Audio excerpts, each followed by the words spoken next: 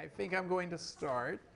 So this is really the beginning of the finance part of the course. So far we've reviewed general equilibrium, which I said Fisher invented or reinvented in order to do finance. And as you remember, the main conclusions from general equilibrium are first that the market functioning by itself without interference from the outside, in other words, a situation of laissez-faire, leads to allocations that are Pareto efficient. So they're in some sense good for the economy and good for the society. They don't maximize total welfare. That's not even a well-defined thing, as we saw last time, because how can you measure, how can you add one person's utility to another? It doesn't even make sense. So economists at first were wrong to think of that as the criterion for good allocations. But there's another better definition of efficiency that Pareto invented called Pareto efficiency, and the free market achieves Pareto efficiency, at least if there are no externalities and there's no monopoly. So that lesson number one was taken to mean that the government shouldn't interfere in the free market, especially shouldn't interfere in financial markets, and that's something we're going to come to examine. The second lesson we found was that the price is determined by marginal utility. So it's not determined by total utility. So it may be that water is much more valuable than diamonds because it does a lot more good for everybody and for the world as a whole than diamonds do. But the last drop of water, really most people have as much water as they need, the last drop of water is not doing that much, whereas the last diamond is a rare thing and not many people have them. So the last drop of water is worth less than the last equal weight of diamonds, and therefore water's much cheaper than diamonds, even though water's much more valuable as a whole than diamonds. The price of things depend on their marginal utility. So a third implication of what we did is that there's no such thing as a just price. It depends on what people's utilities are and how much they like it. It depends on how much of the good there is. That's why diamonds are priced less than water. And it depends on how wealthy people are. If you transfer money from people who don't like apples compared to tomatoes to people who like apples a lot compared to tomatoes, the price in the free market is going to reflect more the latter class of people than the former because they've got the money to spend, and so the price of apples is going to go up relative to the price of tomatoes. So those are the three basic lessons of general equilibrium, which the first one about laissez-faire has a huge implication for whether there should be regulation, but the second pair of implications, what determines the price and how price changes as you redistribute wealth and so on, and no just price, that set of ideas you'll see is also going to be very important for finance. So those lessons seem clear. Some of those lessons were understood already by Aristotle, as we said. So the ancients understood supply and demand, at least a little bit of supply and demand. And yet, as soon as they moved from apples and oranges to finance, they all got hopelessly confused. So Aristotle said interest is unnatural. I could go through a lot of people and what they said, but I'm going to just leave it at a few quotations. The Bible says interest is terrible. Judaism frowns on interest. Christianity frowns on interest. Islam frowns on interest. All the great religions of the world, crystallizing, obviously some of the most important thinking of the time, frowns on interest. So just to remind you of a few, why do they frown on interest? Well, the idea is that you do nothing, the lender does nothing, and he gets back more than he lent to begin with. He's making a profit without having exerted any effort whatsoever. So someone named Middleton said, in trade, both parties are expected to gain, whereas in lending at usury, only the usurer could profit. So, in Deuteronomy, in the Bible, so this is the Jewish Bible, it says, thou shalt not lend on usury, that just means interest, thou shalt not lend on usury to thy brother. Usury of money, usury of victuals, usury of anything that is lent upon usury, that's all terrible. Of course, unto a foreigner thou mayest lend upon usury, but unto a brother thou shalt not lend upon usury. Okay, so the Jews could lend to Christians, but not to each other.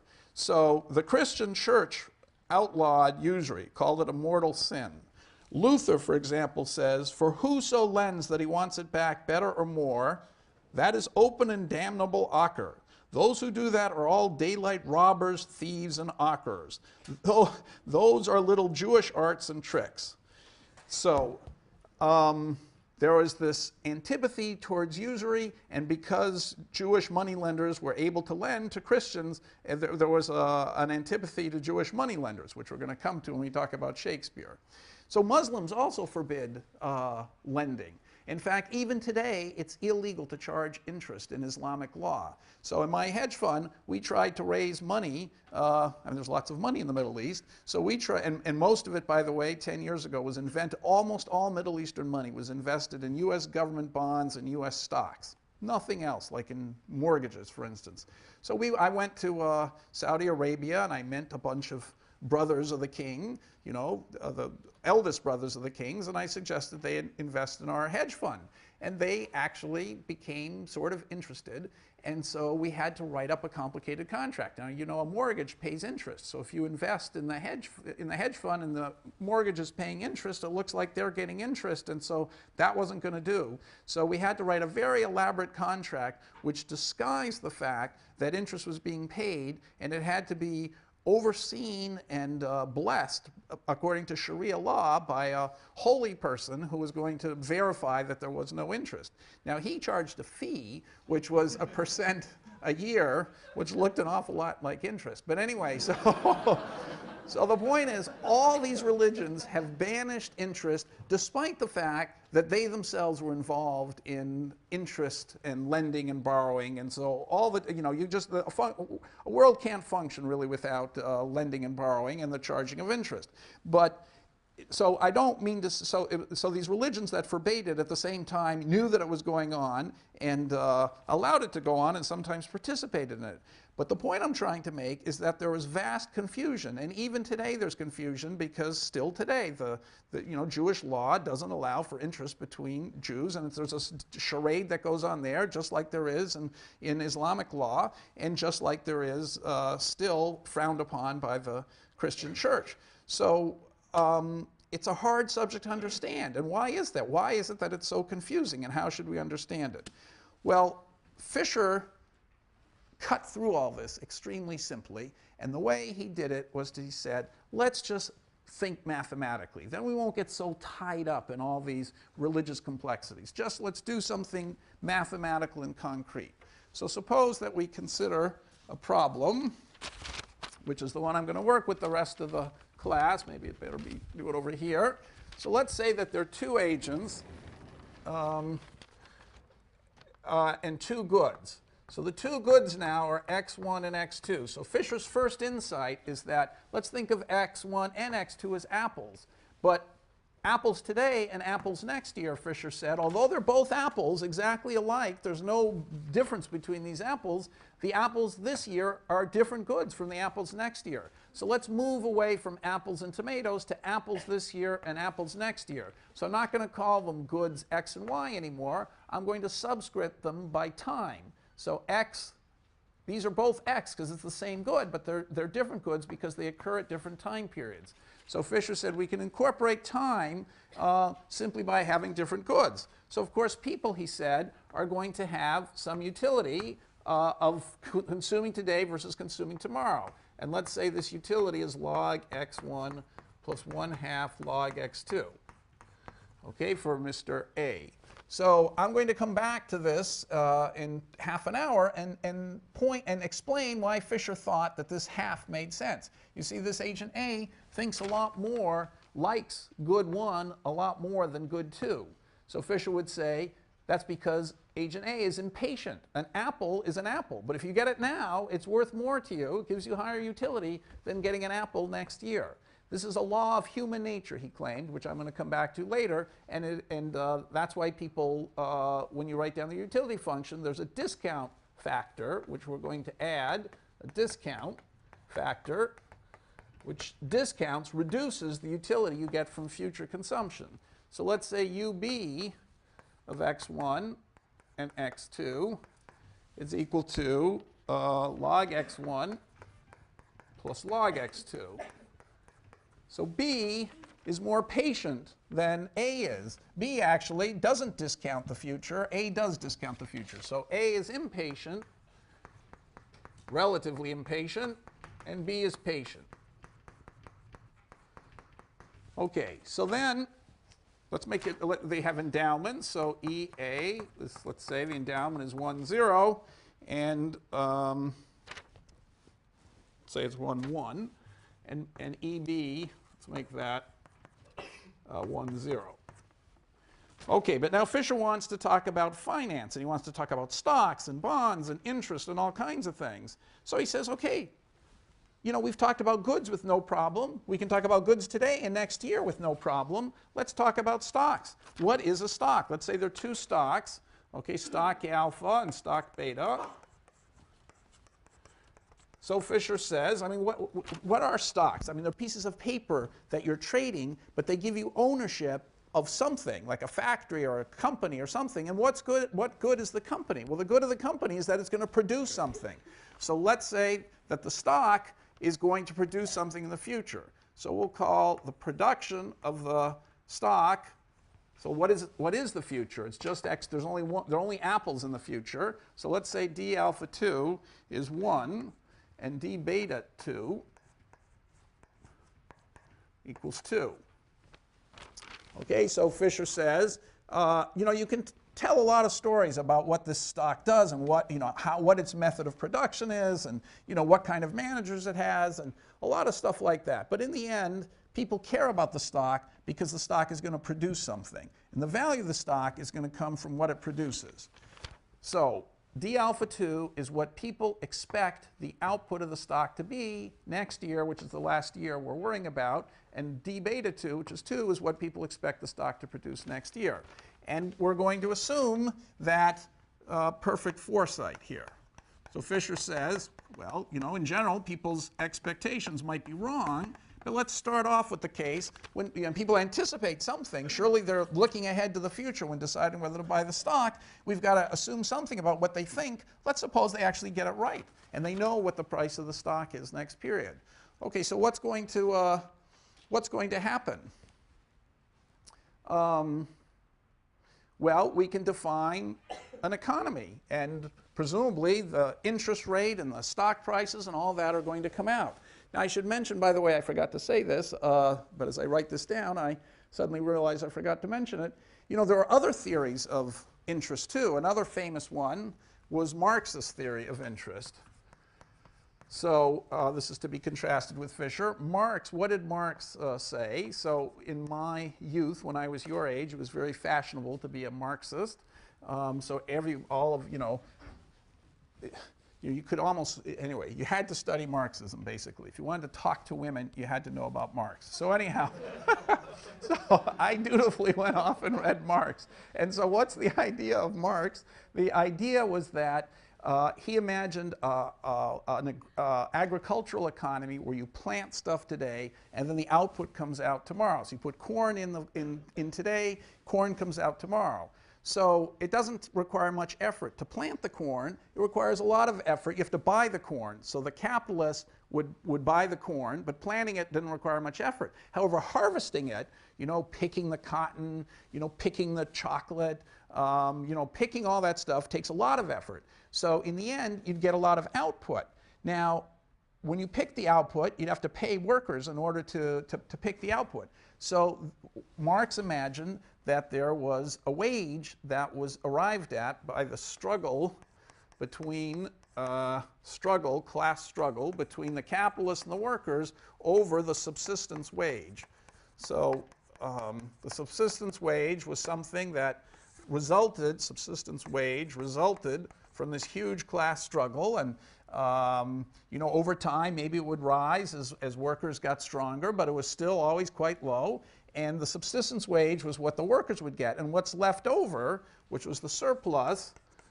Okay, so the output being more than what was put in was the surplus. Part of the surplus would go to the subsistence wage, the rest would go to profit. And so if you look at how much was put in to begin with, you get all the output back out, the same amount of corn you put in, plus some extra you have to give to the workers, and extra you give to that the capitalist gets back at his profit. The fact that the capitalist has done no work at all, he just bought the corn, let someone else plant it, let someone else harvest it, paid all those guys virtually nothing at the beginning and a lot at the end, he's gotten profit for doing nothing, just like when you lend money. And so this profit, so the profit divided by the initial outlay, that was the rate of interest. And so Marx said that a capitalist, he could put his money in his bank or he could run this farm and make profit this way. So the money interest in the bank would have to turn out to be the same as this rate of profit. Otherwise he'd put all the money in the bank, and if it was smaller, he wouldn't, the banks would have to give higher interest in order to attract depositors. So the capitalist profit rate of interest was determined by the rate of profit, and the rate of profit was determined by the struggle between capital and labor. Okay, so we've got these religious figures and great philosophers saying interest is terrible. We've got this great philosopher economist saying it's the result of a class struggle. And now we've got Fisher, actually Marx was pretty mathematical, but now we've got Fisher turning it into a simple math problem and saying, let's reason out the math problem and we'll have the answer to these questions, and it'll turn out to be quite different from what all these guys are saying. So here's his economy that I just described, the Fisher example. Not literally an example he gave, but similar to one he gave. So he said, all right, what happens in this economy? Let's just be very commonsensical. What we need to find out now is financial equilibrium.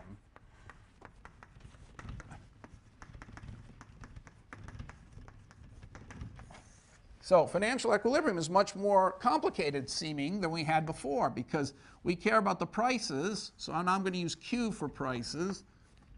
So these are going to be IQ for contemporary prices. Q contemporary, so the price you pay today to get the apple today. Q2 is the price you pay next year to get the apple next year. They're contemporary prices. Okay, and then, but we've got a more, and of course people are going to decide what they want to do. XA1, what they're going to end up consuming. XA2, XB1, XB2. But now we've got a more complicated world. There's stocks to be traded. So, and there's the price of stocks. So pi alpha, I'm running out of letters, so I'm going to switch to a Greek one. This is the price of stock A, stock alpha. And pi beta is the price of stock beta. Okay? And then we have to know what are people going to, how many shares are they going to hold? Well, it's going to be theta. A is going to hold a certain number of shares alpha, and theta, A is going to hold a certain number of shares of stock beta, and B is going to hold a certain number of shares of alpha and a certain number of shares of beta. So we want to solve for all of that. Now, I should have said at the beginning, if these are trees producing apples, there was an initial stock of people owned a certain number of trees. So let's say theta alpha A, so this is the original ownership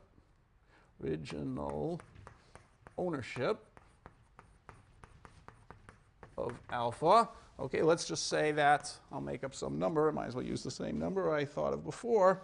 Let's say that's 1, and let's say theta B alpha is 0, and let's say theta bar A of beta is a half, and theta bar B of beta is a half.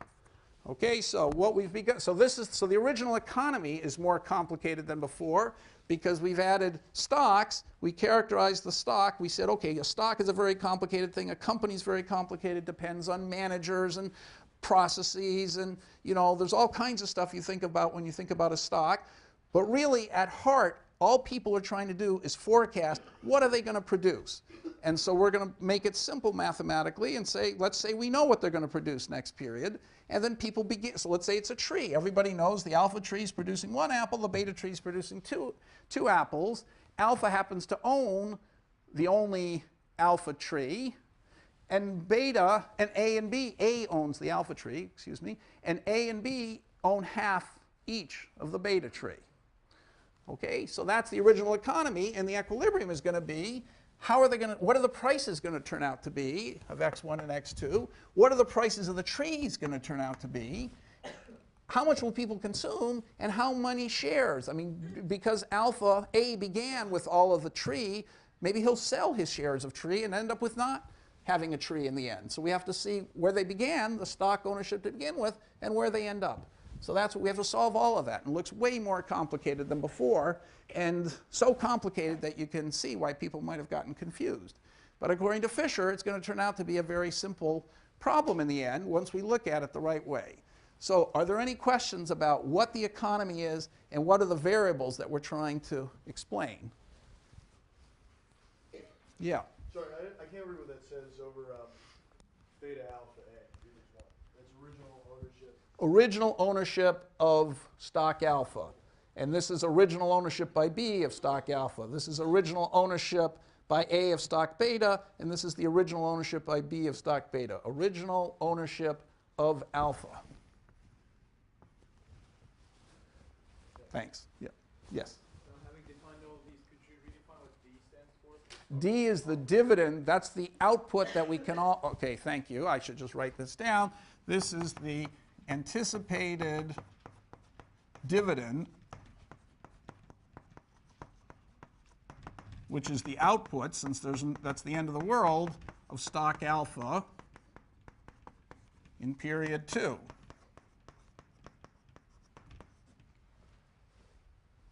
And D beta of 2 is the anticipated dividend of stock beta in period 2. So it's 1 apple we're getting out of the alpha tree, 2 apples out of the beta tree.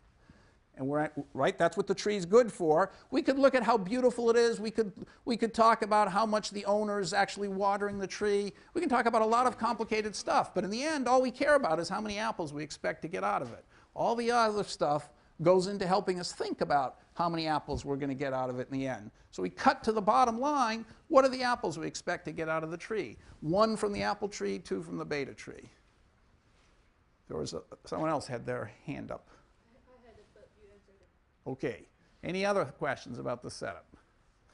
Okay, so we're returning to first principles here. Very simple example. You know, when there's ever a big confusion about something important, it's always good to go to first principles. There was a chess player when I was young named Mikhail Tal, who was a world champion for a little while, and he said that every 2 or 3 years he'd go back and read his original, you know, introductory textbooks on chess. So we're going back to the first principles. How would you define equilibrium here for a financial equilibrium? Well, the first thing, you know, is just common sense. What are people doing? At time 1, they're going to, what can they do? They can spend money. So let's say, so I'm going to look at the budget set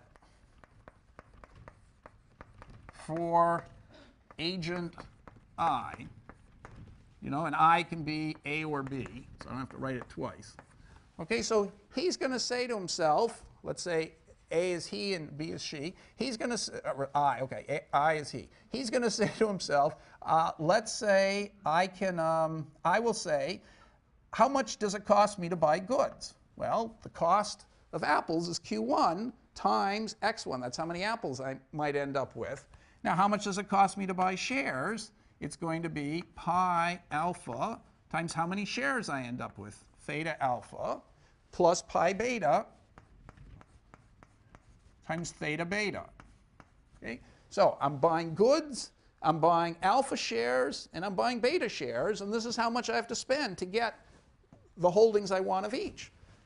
Now, where did I get the money to do that? I got the money to do that because I started with my endowment, you know, of goods, which was EI1, which in this case for A was 1 unit, for B was also 1 unit, and then I also had shares to begin with of these stocks.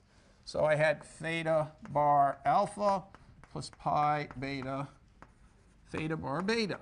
That's in period 1, that's what I had to do. I wanted to buy apples, shares, and I had shares to sell and apples to sell. So that's what I did.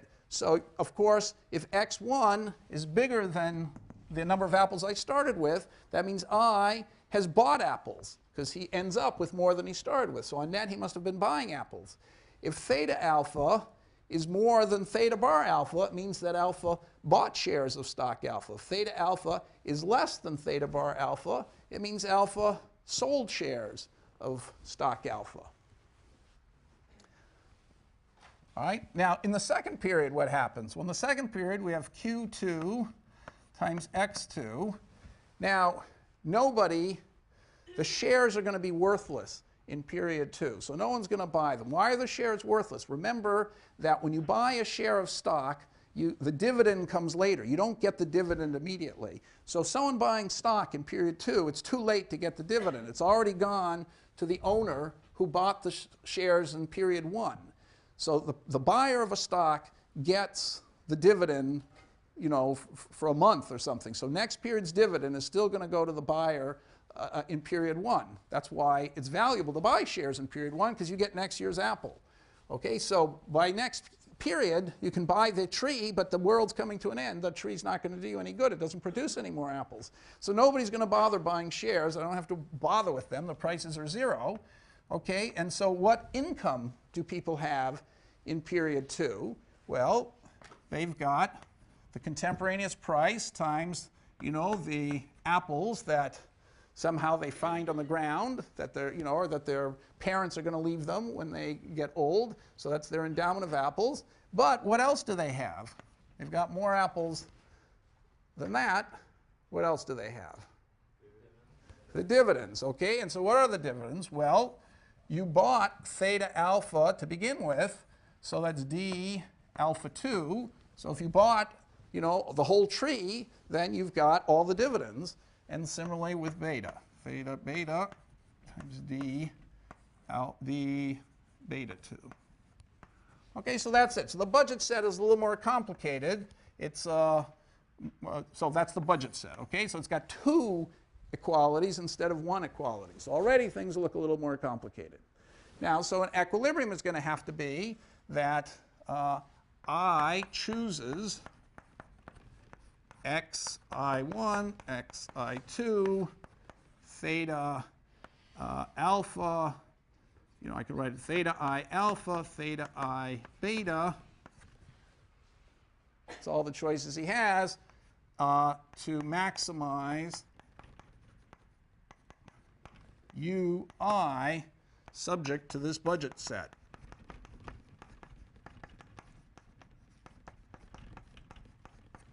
Okay, so A is going to pick, what shares to hold, how much to consume today, and then, of course, looking forward, A is going to be able to figure out what he's going to end up consuming tomorrow. All right, so, and now in equilibrium, we have to have that XA1 plus XB1 has to equal EA1 plus EB1, okay, and XA2, and then we do the shares, theta A alpha plus theta B alpha has to equal theta bar A alpha plus theta bar B alpha, right? The stock market has to clear, and theta A beta plus theta B beta has to equal theta bar A beta plus theta bar B beta. Okay, so in period 1, the demand for apples has to equal the supply of all the agents.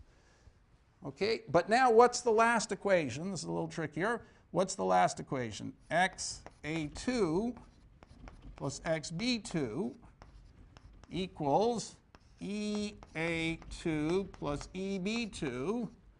Is that it? No, there's something else.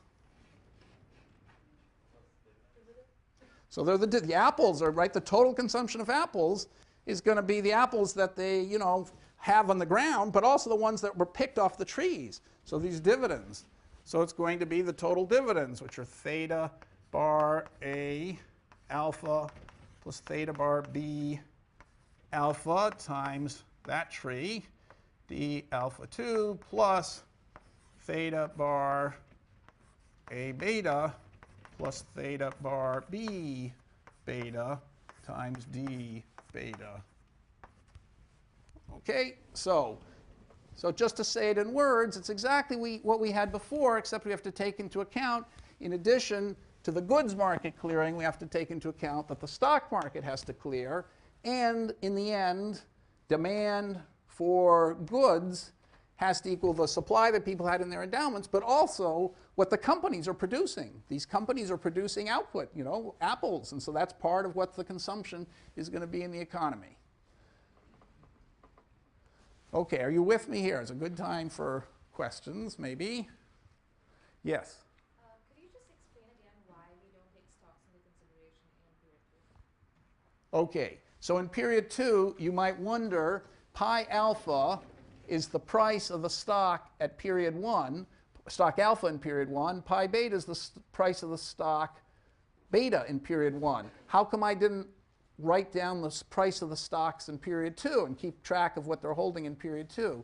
And the reason is that when you buy a stock, you're buying it not for the dividends at the same moment in time. You don't get those dividends. The guy who already had it gets those dividends. When you buy the stock, you're buying it for the future dividends you can get. And I've assumed the world's going to end after 2 periods because nobody's utility, you know, cares about period 3. So if you buy the stock in period 2, it's too late for you to get anything. There are no dividends because you could only get them in period 3, and there won't be any dividends in period 3, and if there were, you wouldn't care about them anyway. So the stock's worthless to you. So the price of the stock in period 2 of both stocks is going to be 0. So there's no point in putting down what people are buying of the stocks or selling or anything. It's just not worth anything.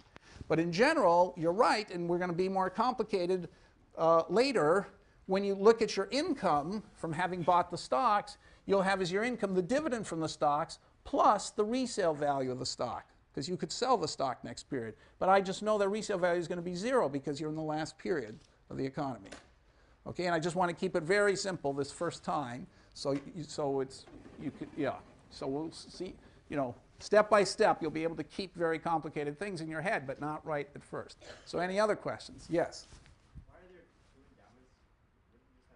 Why is there endowment in period 1 and period 2? You mean why do people have endowments today and next year? Because you could think of the endowment, for example, as here we've got apples, but usually the endowment is your labor. So you can work this year. Your most important endowment is your energy and your labor. So you've got it this year. Next year, if you're still alive, that's new labor that you have. It's a different good, so it's a second endowment that you have. So, you know, I don't want to get caught up in labor and all that and get involved with Marx again. So I'm just going to talk about apples. You have an endowment of apples when you're young, and next year somehow you're going to have more apples. So you could think of you might have thought that the only apples next year come from what the firms are producing, but you know, I've allowed for the possibility that people have apples too, just like their labor next year. Okay, other questions? Yeah. Do we then have to define E2A and E2B in terms of first period endowments, or is that sort of implied in the equation? Well, this is EA, this is EA, so I should have written this more carefully maybe. EA1 and EA2 is that, and this is EB1 and EB2 is that.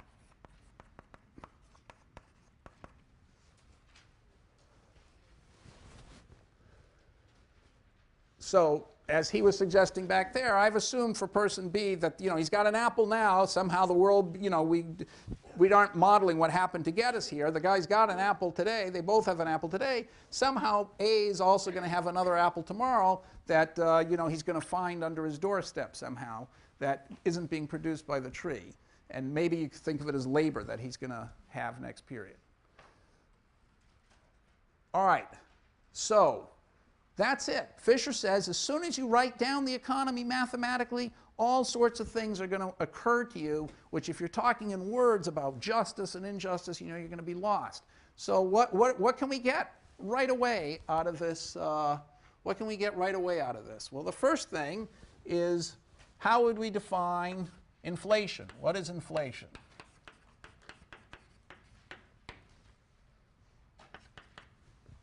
What's inflation in this economy?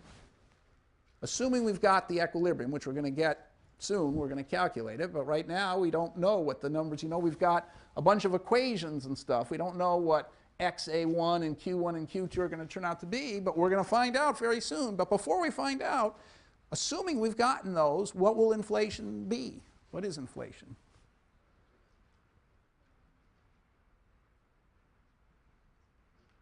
Yeah. Is it how much dividend has changed? Well, we're talking about inflation. When you talk about the consumer price index, inflation, what are they talking about? Yep. It's the rise in Q1 and Q2. Okay, so inflation is just Q2 over Q1. Right? So that's the price of apples today. It's the price of apples next year. If the price of apples next year is bigger than this year, we've got inflation. If it's lower, we've got deflation. Okay, so already the model, you're talking about inflation. Okay, what else? What's the next most obvious? Okay, well, I think I'm going to skip a bunch of stuff and get now to the key idea. Key idea is arbitrage. Okay, so Fisher says people have, they have foresight. They're anticipating what the dividends are going to be. They can, they understand that, you can talk about how beautiful the tree is and how much you like the owners and how much they're watering it and all kinds of, whether they have a good plan for irrigation and, whether they did well in college and stuff like that. But in the end, all you care about the trees is how many apples they're going to produce. So knowing that, can we say something about pi alpha versus pi beta? In equilibrium, what's going to have to happen? There's going to be some connection. And what's the connection going to be? You've got two trees. Yeah. The ratio between the prices will be the ratio between the dividends. Right. So pi alpha is going to be pi beta times d. Let's see. Pi alpha. Okay, so alpha will be better as long as the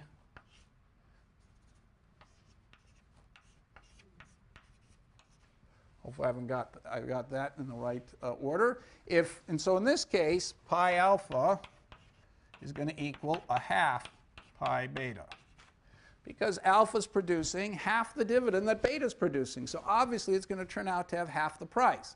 That's the fundamental principle. Okay, we're doing it in the most trivial case, but it's the most fundamental principle of finance, that if you've got two assets and one of them, they're basically the same up to scale, then their prices have to be the same up to scale. Who's going to bother to buy alpha if it costs the same amount as beta when it only produces half as much?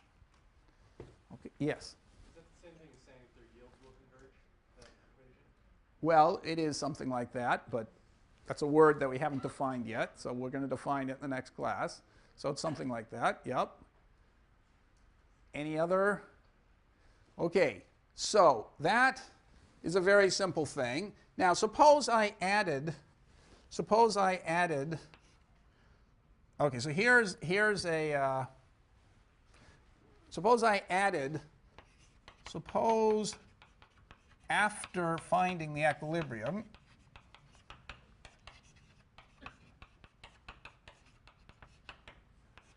I added a third asset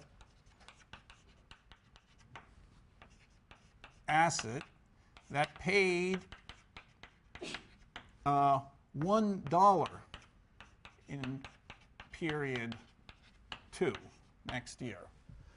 Okay, now it would have a price. I've added a third asset, gamma. Then what? So pi gamma, we'd have to solve for the equilibrium pi gamma. And is there some word that I could use? How could I? So gamma is an asset that pays $1 in period 2. It's like a bond promising $1 in period 2. The price of the bond would then have to be what? 1 over 1 plus I, where I is called the nominal interest rate.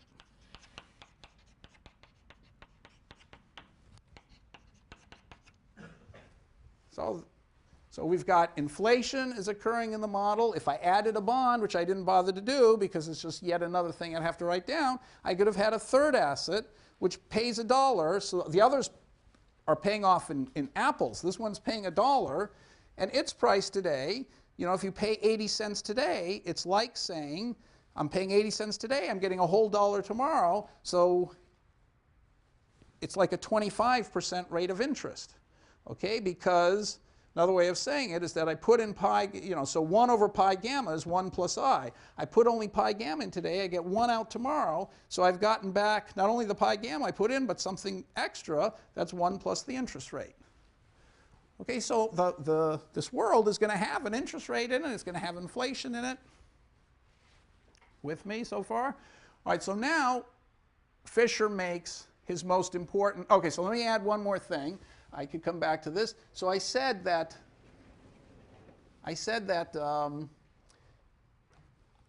if you take theta alpha less than theta bar alpha, it means you're selling the stock. So I'm going to allow people to go even further. Theta alpha less than 0. Okay, so let me just write that again. Theta alpha less than theta bar alpha means selling alpha. Theta alpha less than 0 is doing a lot more than selling it. You don't have it to begin with. So how can you, what are you selling?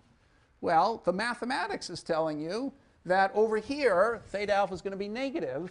You've got, instead of getting extra dividends, you're going to be giving up dividends because it's going to reduce your supply of money. So theta alpha less than 0 is called selling short. Ugh. I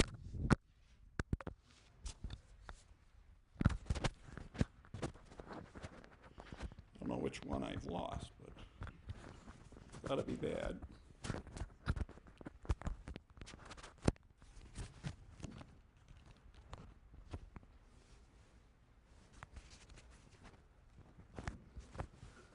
Okay, so you're if you can still hear me, you're selling short, this means.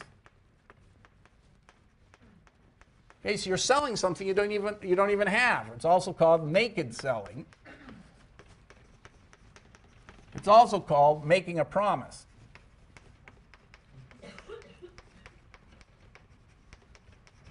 Without collateral.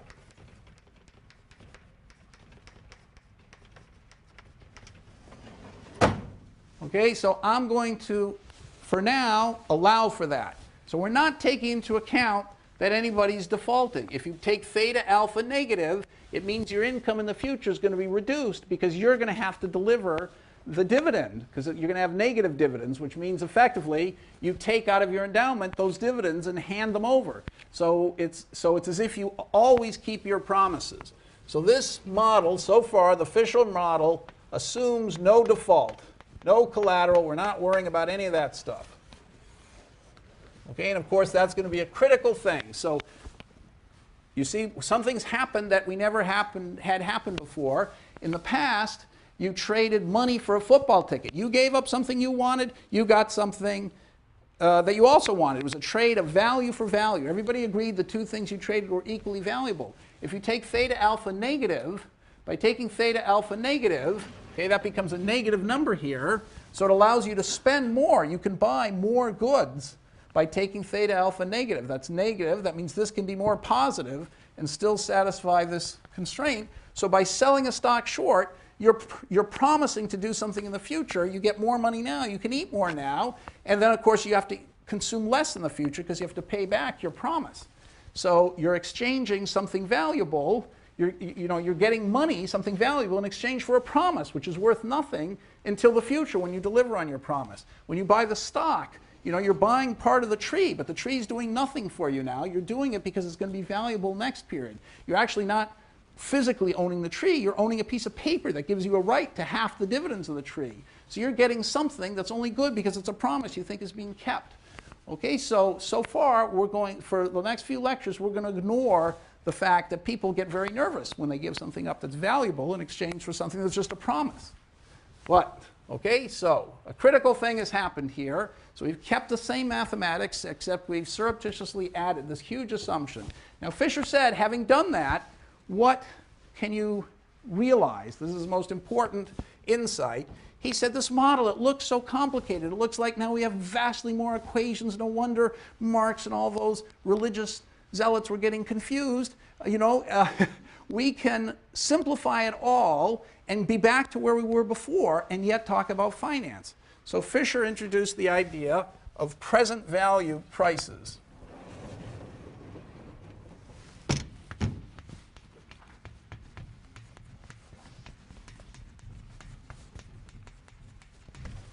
Okay, so he said, look, when you buy a stock, what are you really doing? This is the principle of arbitrage. He says, when you buy a stock, you're saying to yourself, I'm giving up money today. Now, money today is consumption, because I would have used that money. If I didn't buy stocks, I would have bought apples today and eaten them. So when I buy a stock, I'm giving up apples today, I'm getting the stock, which is then paying me dividends tomorrow, which whatever they are, I'm selling off, you know, I'm getting a profit out of the stock tomorrow, and then I'm ending up with apples tomorrow. Maybe I'm just eating the dividends straight off the tree. So when I buy a stock, I'm really giving up apples today and getting apples tomorrow.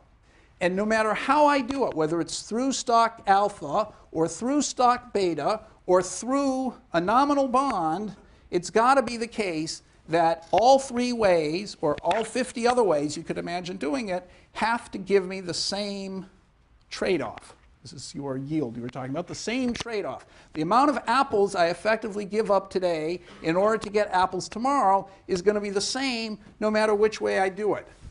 If it weren't the same, if alpha's price was more than a half of beta's, nobody would buy alpha. In fact, they would start selling alpha. Okay, so that's why this assumption is so important. What would they do? Not only would nobody buy alpha, but they start selling it. They'd say, well, alpha is so expensive, you know, let's say it's the same price as beta. I can sell alpha. With every alpha I sell, I can buy stock beta. And so I haven't done anything today, but in the future, I've got stock beta, which is paying me 2. I owe, because I sold stock alpha short, I owe 1, so I'll pay off the 1 I owe, and I'll still be left with 1. I'm making an arbitrage profit. And so I'm not going to stop at selling 1 share of alpha. I'll sell 2 shares of alpha, then 3 shares of alpha, then 1,000,000 shares of alpha. And everybody will be selling alpha short to buy beta, and you know, the market for alpha will never clear. So that's why the prices will have to adjust. And so it can't be, it has to be in equilibrium. The price of alpha is exactly half the price of beta, which is to say, in short, that if you solve for this equilibrium, you can solve for an equilibrium where P1 equals Q1 is the price today of an apple today, and P2 is the price today, what's called present value price, price today of an apple next year. Okay, so if you've got this equilibrium, by working your way through, you know, by figuring out what the price of alpha is, so the stock, for example, you want to figure out what the stock is. Suppose the stock of alpha, suppose the price turns out to be a half. Okay, then by paying a half today, you can buy stock alpha, which is going to pay you a whole dividend. Okay, so the price, therefore, of an entire, or let's do beta. Suppose the price of beta is a quarter. Okay, suppose we happen to find out that the price of beta is a quarter. Then what's P2? How much do you have to give up today in order to get an apple? Well, by paying a quarter today, that's the price. By paying a quarter today, you're getting 2 dividends. So by paying a quarter today, you're getting 2 dividends. If you paid to get 1 dividend, you'd have to pay an eighth today. So the price, P2, would be an eighth in that case.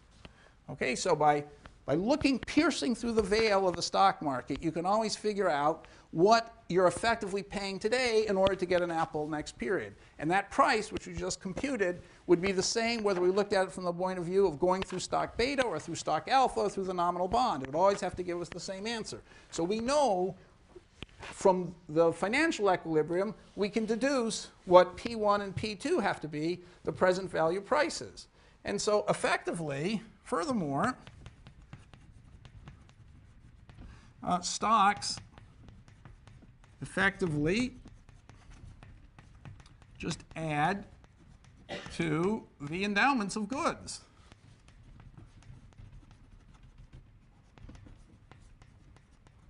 Okay, so we can now consider another economy. So let's consider the economy E hat. So the economy, the hat economy. So U hat of x1 and x2, A, is the same as it was before. UA of x1, x2. U hat B of x1 and x2 is the same as it was before. But the endowments now, E hat A1, E hat A2, is going to be what? Well, A over here began with 1 unit of each good. But A also owned all of stock alpha and half of stock beta. So all of stock alpha pays 1 dividend in the future. So really, A effectively has claim on 2 apples in the future, and another half of beta, which is another apple in the future. So really, A's initial endowment of goods is 1/3.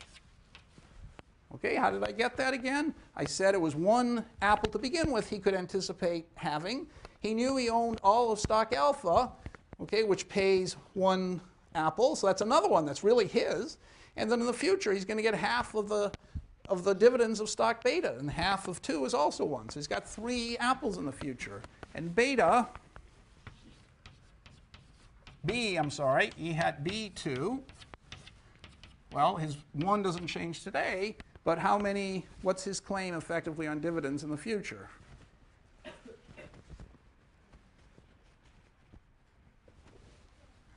One. Thank you. Somebody answered that. So we've now reduced the financial equilibrium to a general equilibrium. The same kind of economy we had before. It's just that we had to augment the endowments to take into account that people own stuff through the stocks. Okay?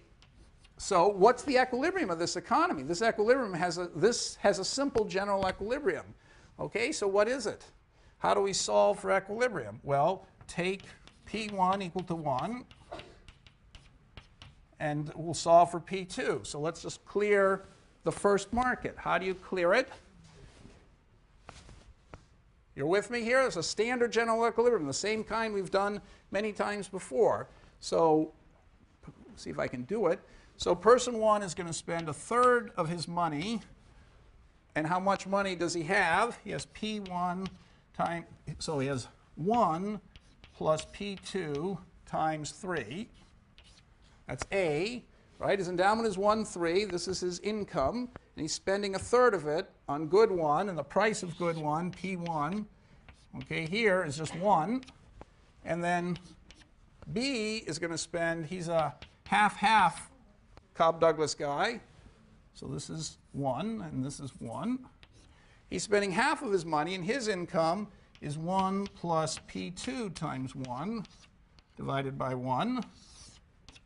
Okay, and that has to equal the total endowment, which is 2. 1 plus 1. So did I go too fast? Yes. Well, it's probably wrong. So let's see if let's try it again. Maybe it's 2/3. Okay, so let's try, let's see what I was doing. I'm saying, I've taken the financial economy, which was very complicated, looks very hard to solve, and Fisher says, of course, when we add uncertainty and things like that, we're going to have to do other tricks. But without uncertainty, with perfect foresight and so on, and no uncertainty, Fisher says this is an easy problem to solve. You take the financial equilibrium with all its extra variables, and you realize if people are rational, they're going to see through all that complicated stuff. They're going to realize that alpha is just half as good as beta. And so they're going to realize that by holding stock, they're making a certain trade-off between alpha and beta. And we calculated the trade-off. P2 was going to equal, P2 was going to be, what was P2? I forgot what P2 was. Anyway, how much did you have to pay? Okay, if you pay pi alpha divided by d alpha 2, something like that, was P2. Because by, okay, so if it costs you a certain amount of money and you get, if it costs you a quarter, we said, and you get, this was beta, so this is P2. So through either stock, like beta is the one I solved it for, I said suppose beta, that's also equal to pi alpha or over d alpha 2. We said if the price of beta turns out to be a quarter and you're getting 2 dividends, then by paying a quarter you get 2 dividends. So it means to get 1 apple, it only cost you 1/8. So an eighth of a dollar. So P2 we could figure out. So once we've got our financial equilibrium, it basically is determining a general equilibrium. So let's go backwards. Instead of solving for the financial equilibrium that looks complicated, let's solve for the general equilibrium.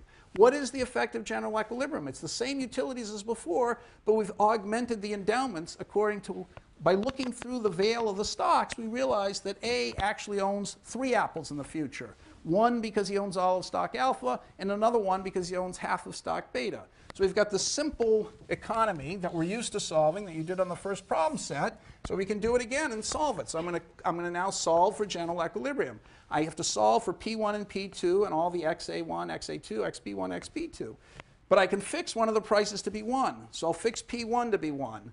Then what does A do? So I made a mistake, which is why you weren't following me. A, his Cobb-Douglas, 2/3 of the weight is on good 1 and 1/3 on good 2. So he's going to spend 2/3 of his money on the first good. So that's why this should have been a 2/3, as she pointed out. Thank you.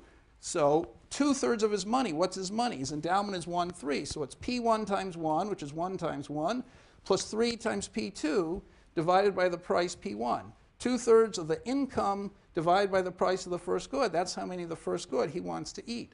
What does she want to do? She's going to spend, she's patient. She's going to spend half her income on both goods. So half of her income, which is 1 plus P2 times 1 divided by 1, that's how many apples today she wants. And that's what we have to clear the apple market at time 1. So does this make sense now? I'm looking at you in the front. Do you agree with this, or is this confusing now? Does this make... Okay, someone else? All right, so do you follow this, or is this confusing? I can say it again if it's confusing. Yeah. Our denominator represents what they want to have in the future? Okay, remember how the Cobb-Douglas worked? This trick I'm going to use over and over again. With log utilities, everybody will spend depending on the coefficients. So remember, this utility in the problem set, you know that this utility is just the same as if I put 2/3 here and 1/3 here, right? Because I'm just multiplying, I'm dividing this by 3. So instead of 1 1/2, so the original utility is this, right? It's log x plus 1/2 log x2. So the sum of these things is 3. The sum of this plus this is 3/2. I can multiply by 2/3. So if I multiply this by 2/3, I get 2/3 here and 1/3 here. Right? And I haven't changed the utility function. And now I know this is a familiar pattern. A is always going to spend 2/3 of his money on the first good. Okay? And B, I could multiply this whole utility by 1/2 and 1/2, and B is going to spend, and now we recognize it as the common Cobb-Douglas thing, and we could say that A is going to spend half his money on the first good and half his money on the second good. Okay? So what have I done? Fisher said, look, this model is so complicated, you're thinking in your heads, people are deciding in period 1, how much stock should I buy, how many bonds should I buy, how many apples should I eat? But really, if they're smart, they're not going to think that way. They're going to say to themselves, how many apples should I buy today? How many apples do I want to consume tomorrow? All these financial assets are just methods for me getting apples tomorrow in exchange for apples today. And what's the trade-off between the apples? Was this P1 and P2 is the trade-off between apples. You can look through the stocks and all that, but no matter which stock you think of buying, there's going to be the same trade-off between apples today and apples tomorrow because of the no arbitrage. You know, the price of alpha is going to have to be exactly half the price of beta. So if once I solve for this economy and get the price of alpha, I'll know how many apples today I have to trade off in order to get apples tomorrow. So I might as well forget about all the stocks and just try to figure out what must that trade-off between P1 and P2 be. Okay? So that's why you can forget about the stocks, forget about the bonds. Everybody's thinking, I'm trading off apples today for apples next year. I'm making all the trades today because I'm trading apples today in exchange for promises for apples next period. So it's as if everything happens today. It's as if they're present value prices today. We trade today at prices P1 and P2 for apples today and apples next year. Of course, the apples won't appear till next year, but I can sell an apple today at price P1 and buy promises for apple next year at a price P2. And that's the trade-off I'm facing. If I face that trade-off, how much of my money am I going to spend on apples today? I'm going to spend 2/3 of my money on apples today, and the other third I'll spend on promises for apples next period. Okay, so I mean, this is a big insight Fisher had. It's not surprising. It's a little puzzling. I'm so used to it that I've forgotten how puzzling it is. So ask me some more questions. This was not an obvious thought Fisher had. Yep. Do we typically expect the price in the second period to be lower than the price in the first period? Okay, the price, often there'll be inflation. So Q2, the contemporaneous price next period might be higher than the contemporaneous price this period. But we don't care about that. What we care about is how many apples you have to give up today in order to get apples tomorrow. So that's called the present. So P2 is the present value price. What do you have to give up today to get the apple next period? So we expect P2 to be less than P1. Precisely because, well, we're going to come to that. That's the next thing I was going to talk about, because everybody's putting more weight on consumption today than they are on consumption in the future. That's why the price P1 is going to be bigger than the price P2. Yep? So when we're solving it, we're solving in real prices. So we're solving for P1 and P2 in present value prices. Okay, so the crucial thing is he invented this term, present value prices. The prices you pay today, no matter when you're going to get the stuff. That's his big insight. You should look at present value prices. Holding stocks and all that complicated stuff is just giving you goods in the future. So when you buy the stocks today, you should think, how much am I having to pay today to get an apple in the future? You can deduce that from the price of stocks and how many dividends they're paying. So everybody must have figured out a P2. What does it cost today? How much money do I have to give up today to get an apple in the future? Well, I have to buy a stock and then sell the dividends and all that. But really what I should be thinking about is what's the price today I'm paying for one apple in the future?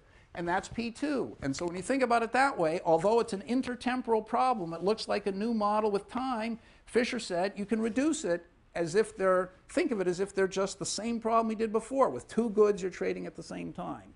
That's not an obvious thing to have thought of. No one thought of it before him. Yeah.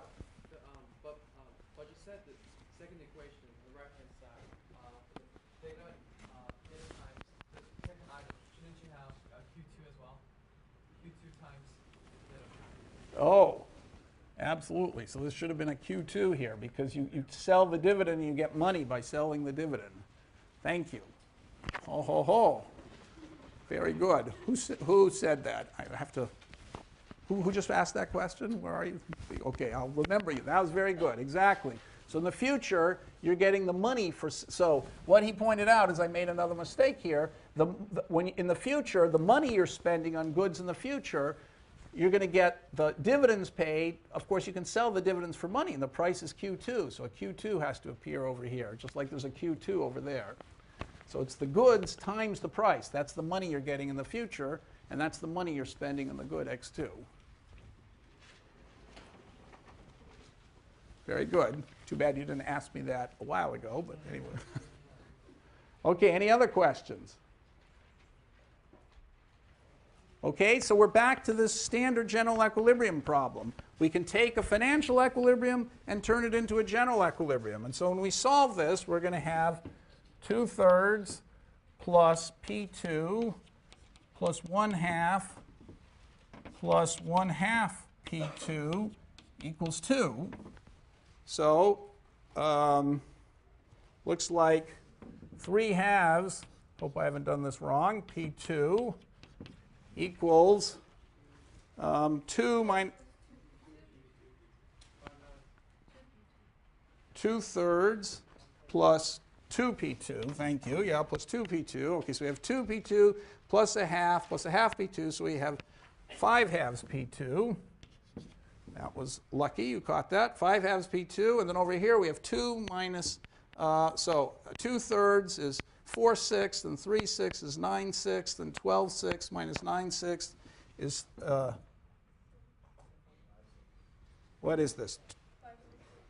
So what's 2 minus 2/3 minus 1/2? 5/6, that's correct. Okay, so P2 therefore equals 1/3. All right, so we've now solved for equilibrium. We know that P1 has got to be 1. P2 has got to be 1/3.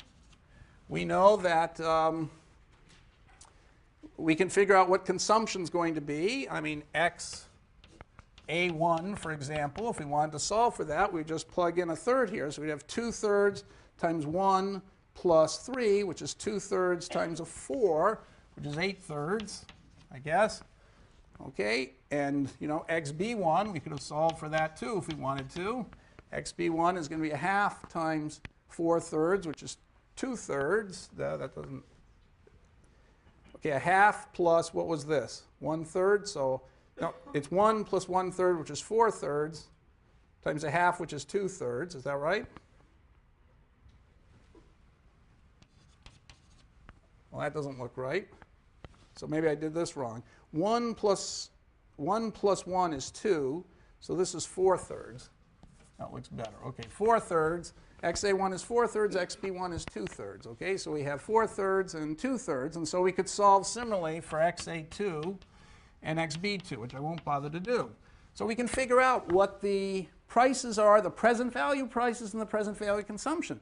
But having done that, Fisher says, okay, we took a hard problem, we made it easy. Let's go back to the hard problem. Can we, okay, so Fisher says the trade-off between good 1 and good 2 is 1 to 1/3. So he defined, here's the nominal rate of interest. Fisher defined something called the real rate of interest. And he said that was a variable you should pay a lot of attention to. So the real rate of interest, he said, is P1 divided by P2. So this is equal to 3, and so R is 200%. Okay, so how did I get that? Just as someone in the front said, the good 2 is much less expensive. The present value of good 2 is much less than the present value of good 1. People think an apple today is much more valuable than an apple tomorrow. So if you give up an apple today, you can get 3 apples next year. Just like if you put an apple in the bank, it's like getting 200% interest on apples. So he called that the real rate, the apple rate of interest. You put an apple in the bank, you know, you give up an apple today, buy stocks, and when it comes out in the end, you've got 200% more apples than you started with. So it's the real rate of interest. Okay, so that's his crucial variable. Now, let's go back to the original equilibrium. What is the stock price? Assume now that assume Q1 equals 1. Okay, what is the stock price, pi alpha?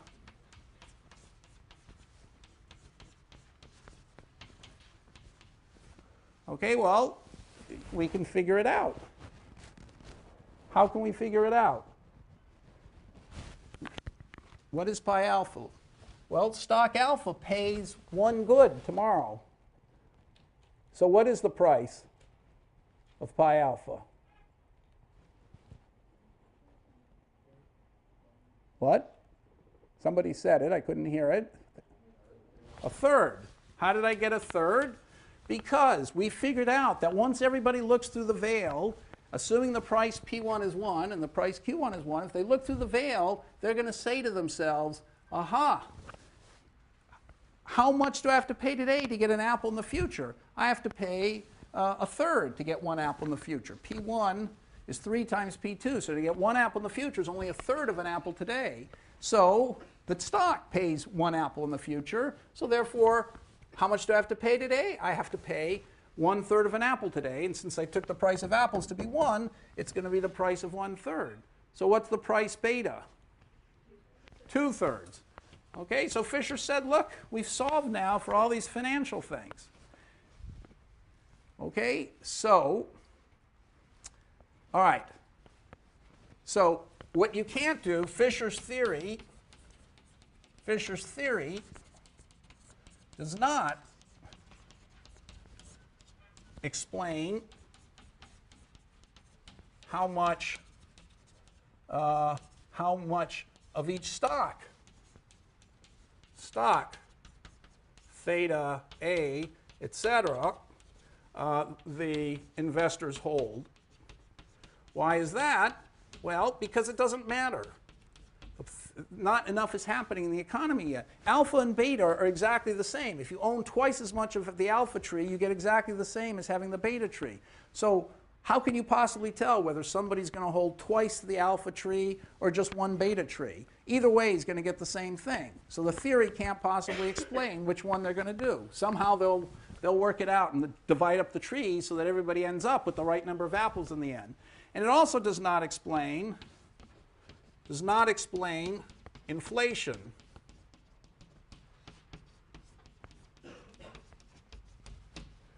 Okay, because you can't tell what Q2 is going to be, right? Because you see in this budget set, thanks to that inspired question, if you double Q2, Q2 appears everywhere, you're not going to change the second equation. So Q2 could be anything, and you can double it or triple it, it won't matter.